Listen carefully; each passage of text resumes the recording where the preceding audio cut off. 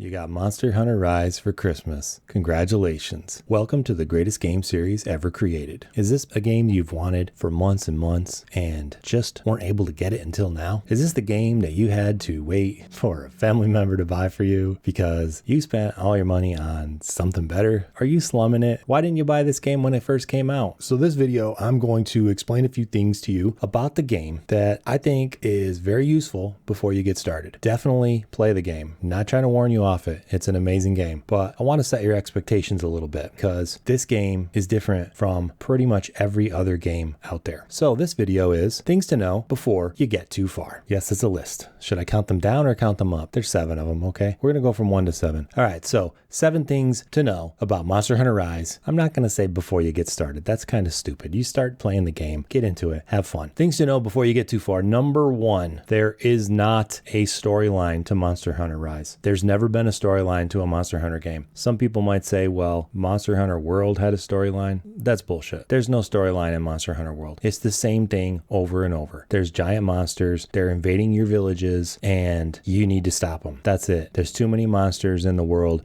You have to bring balance back to nature and all that bullshit. The storyline is not why we play this game. All right, second thing to know before you get too far.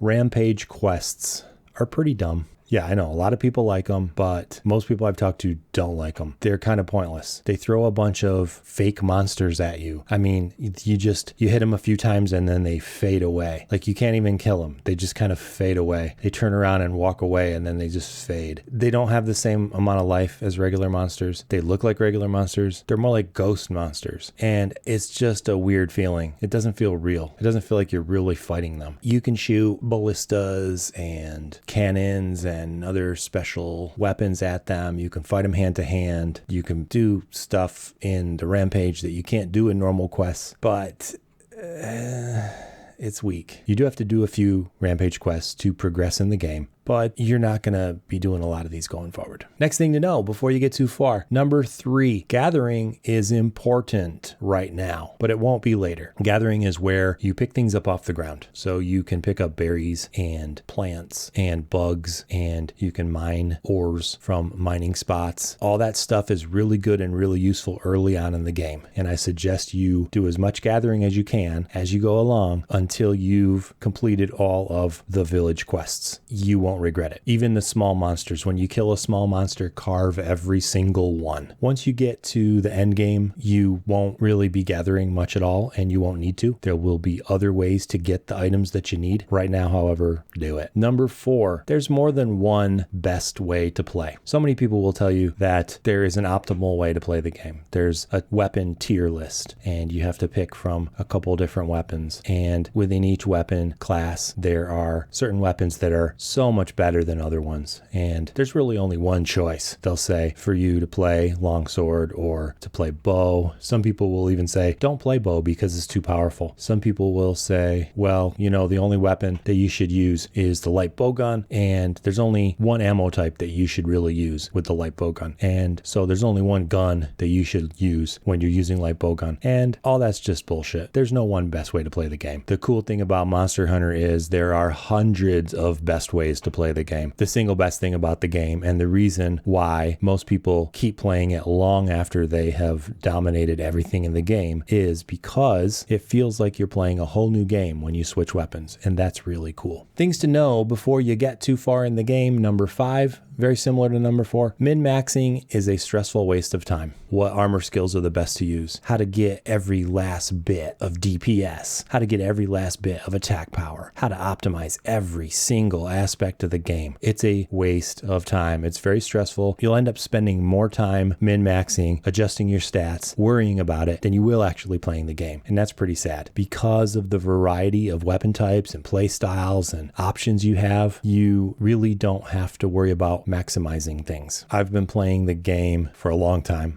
fan of the series, and I know how to min-max. I know how to squeeze every last ounce of attack power out of any particular weapon or scenario, but I don't because I don't need to. There's some serious diminishing returns on min-maxing. So most of your gains are going to come from learning how to use the weapon better.